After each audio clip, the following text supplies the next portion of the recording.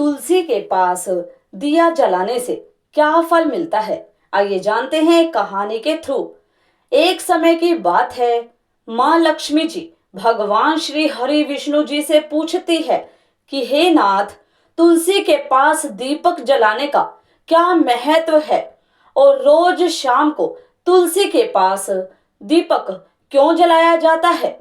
इससे मनुष्य को कौन सा फल प्राप्त होता है? तुलसी के पास दीपक जलाने की विधि क्या है तथा दीपक जलाते समय कौन से मंत्र का उच्चारण करना चाहिए? कृपया आप मुझे विस्तार से बताइए।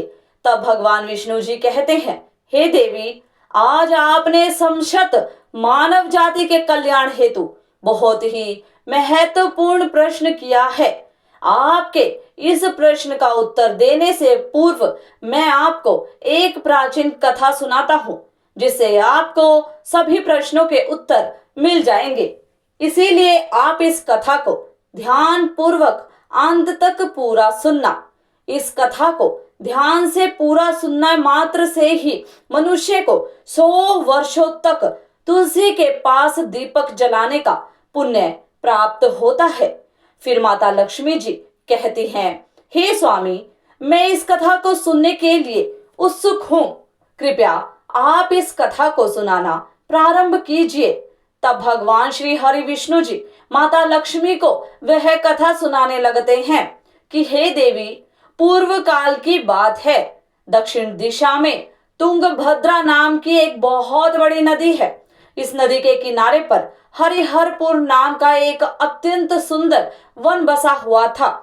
उसी नगर में बनारस नाम के एक ब्राह्मण निवास करते थे।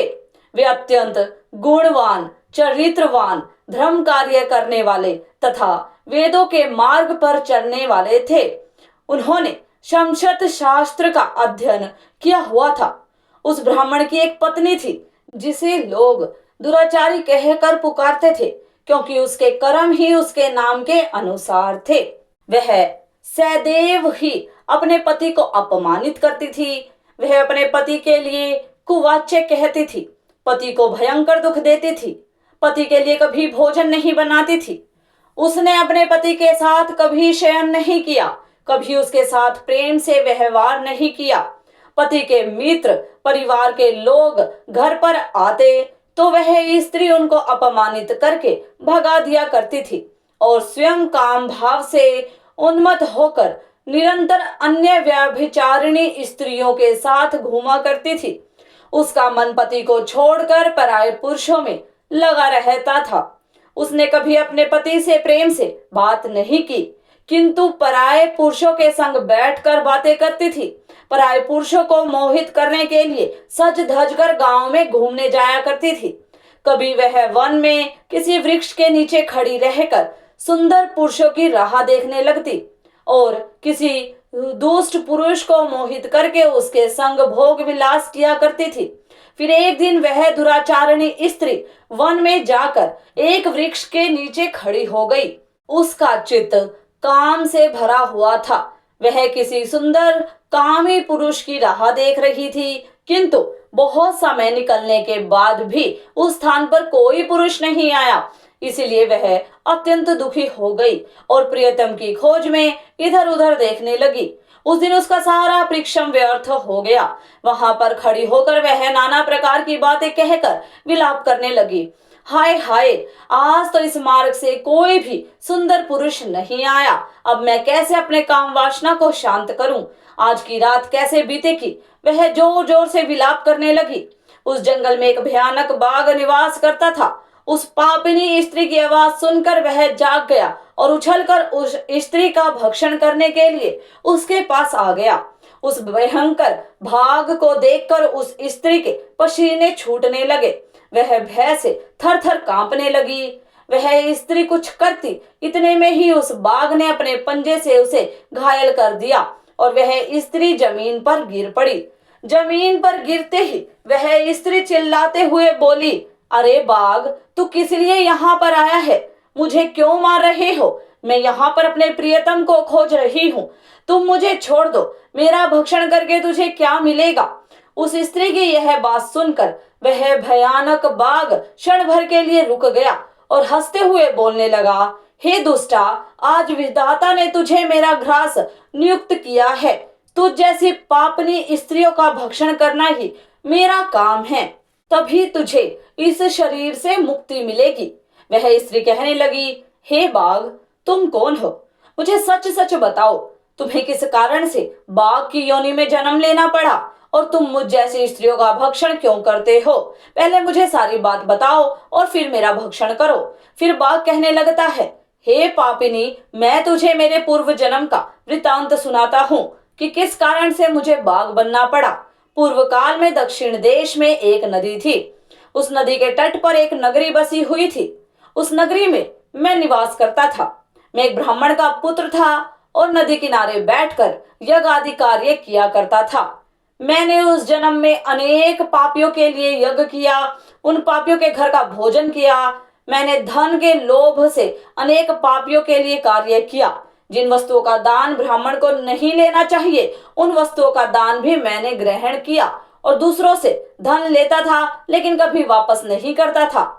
इस प्रकार से पाप करते हुए मुझे बहुत साल बीत गए और मैं बूढ़ा हो गया। मेरे बाल सफेद हो गए, आंखें सूज गई, मुंह के सारे दांत गिर गए, लेकिन फिर भी मेरी दान लेने की आदत नहीं छूटी और मैं पाप करता गया। फिर एक दिन मैं धन के लोभ से नदी किनारे गया और अन्य धूर्त ब्राह्मणों के साथ मिलकर हमने लोगों को ठगा। झूठे मंत्र वचन बोलकर हमने बिना विधि विधान किए ही देवी देवताओं का पूजन किया और बहुत सारा धन दान में ले लिया। फिर उसी स्थान पर एक बीमार कुत्ते ने मेरे पैर में काट लिया और मैं मूर्छित होकर गिर पड़ा। उसी क्षण मेरे प्राण चले गए। फिर यम के दूत उस स्थान पर प्रकट हुए और मुझे पकड़कर यमपुरी ले गए। वहां पर यमराज जी ने चित्रगुप्त से मेरे कार्यों का लेखा जोखा निकालने के लिए कहा। फिर चित्रगुप्त कहने लगे, हे धर्मराज जी, इस ब्राह्मण ने घोर पाप किए हैं। इसने दूसरों से झूठ कहकर धन लूटा है, विधि विधान से पूजा न करके झूठे मंत्र बोल करके भगवान जी का अपमान किया है। इसलिए यह पापी ब्राह्मण केवल नरक जाने के ही योग्य है। फिर यमराज जी ने अपने दूतों को आदेश देकर मुझे नरक की अग्नि में डाल दिया। अनेक वर्षों तक नरक की सजा भोगने के बाद मुझे बाघ का शरीर प्राप्त हुआ और मैं इस दुर्गम वन में निवास करने लगा।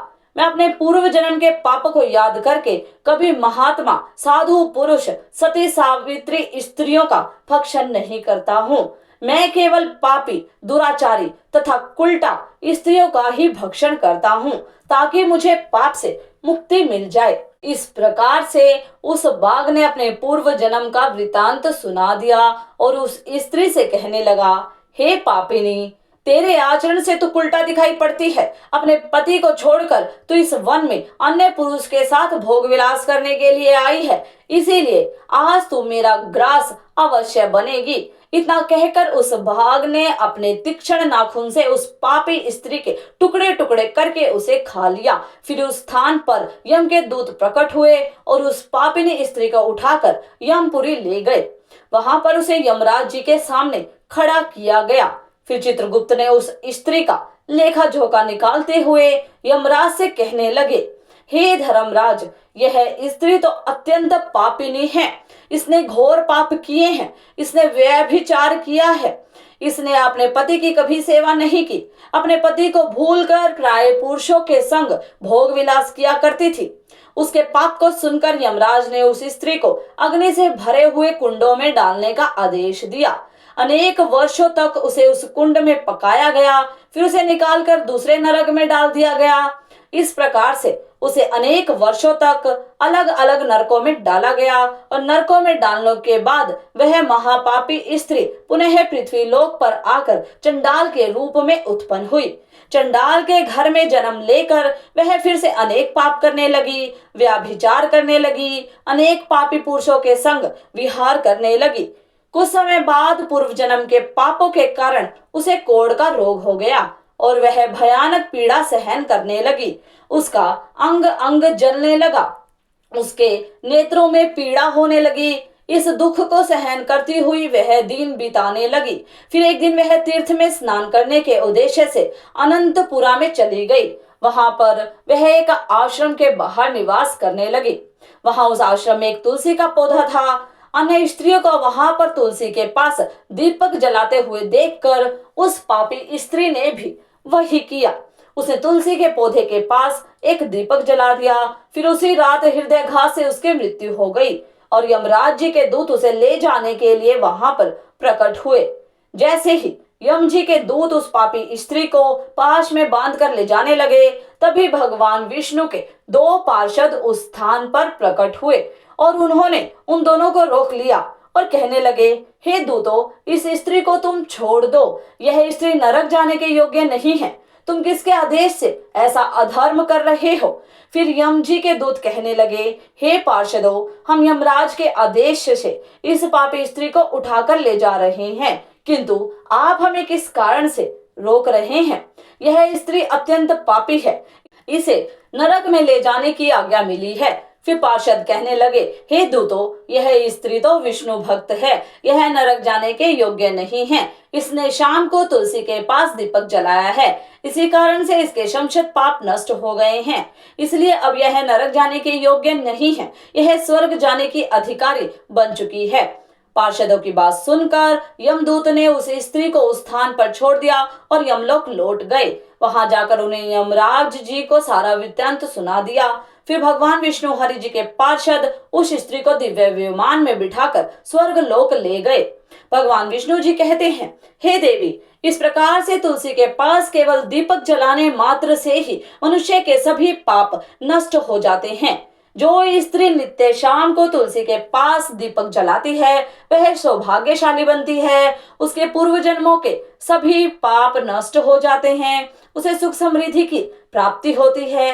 रोज तुलसी के पास दीपक जलाते समय इस मंत्र का उच्चारण करना चाहिए। ओम तुलसी देव्य च विद्महे विष्णु प्रियाय च धीमहि तन्नो वृंदा प्रचोदयात, जिसका अर्थ होता है, विष्णु प्रिय तुलसी, मैं आपको नमन करती हूँ, आप मुझे उच्च बुद्धि दो।